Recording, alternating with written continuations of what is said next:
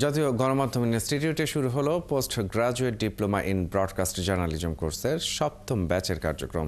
বুধবার সন্ধ্যায় রাজধানীর দারুস সালামের জাতীয় গণমাধ্যম ইনস্টিটিউট অডিটোরিয়ামে কোর্সের ওরিয়েন্টেশন অনুষ্ঠান হয়। এতে প্রধান অতিথি ছিলেন তথ্য ও সম্প্রচার মন্ত্রণালয়ের সচিব মাহবুবা ফারসানা। তিনি বলেন, ১ বছর মেয়াদী এই কোর্সটি শিক্ষার্থীদের সৃজনশীলতা বাড়াতে সহায়ক হচ্ছে।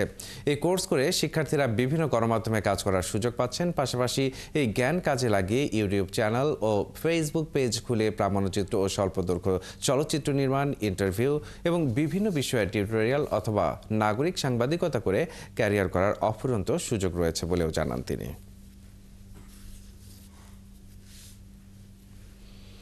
বিপ্লবে নিহত শহীদদের আত্মার মাগফিরাত কামনা করি। আমরা জানি আজকে আমরা যারা এখানে বসে আছি, আমরা হয়তো এখানে বসতে পারতাম না যদি আমাদের সন্তানেরা দীর্ঘ